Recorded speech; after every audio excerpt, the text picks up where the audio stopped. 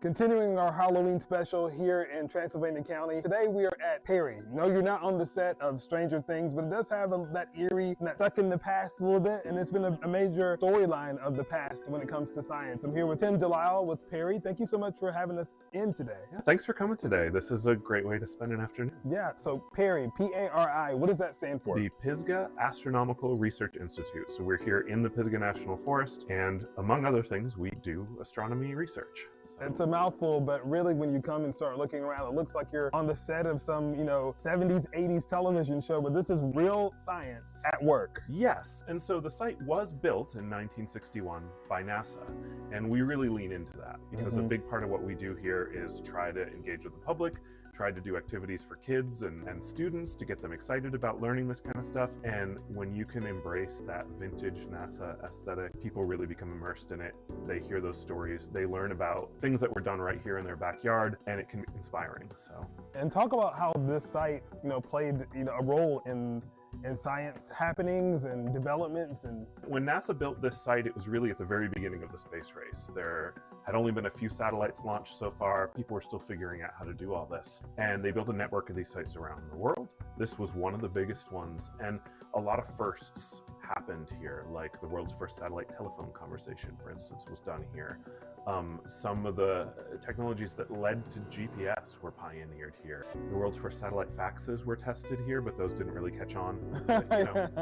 It's cool that this area played such a role in that as well. Yeah. So folks walking around, they'll be able to see these items and read more about how all that happened here? Yeah, so most days we're open for self-guided tours. We do encourage people to call ahead and check, because if we've got a school group here or we're doing some work for a client, we can't always be open to guests, but we usually are. So give us a call, come over and explore. We also have a lot of events on our calendar that people can buy a ticket for, and those are more of a guided led experience. Of course, this is on our Halloween special, so talk about some of there's obviously lots of lore and stories surrounding Pari and what happens behind the gates. Yeah, so one of the things a lot of people are curious about is our underground tunnel system, and it's not as exciting as it sounds. These tunnels are to carry power, data, water from building to building, but they are really neat looking. They're kind of spooky. They definitely look old, and we have done some spooky experiences in the basement before where we take advantage of that. So we can confirm they do exist. They are spooky, but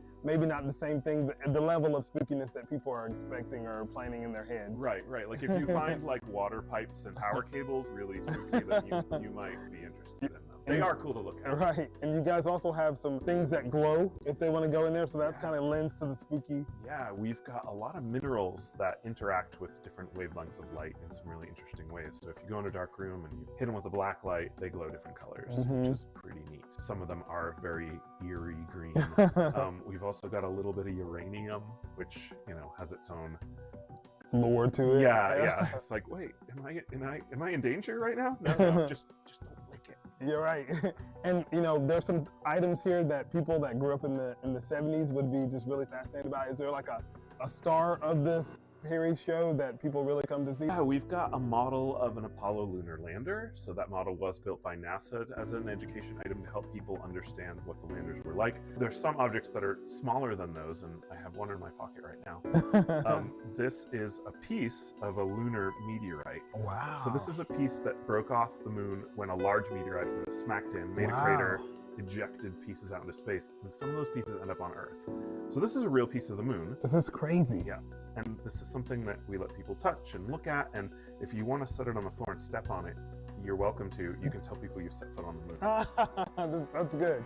And that's worth the price of admission alone, is to get good science jokes. Oh yeah. Right? Yeah. Is there a website or something they can go and see when you guys are open, and of course they could call you? Yeah, pari.edu/calendar.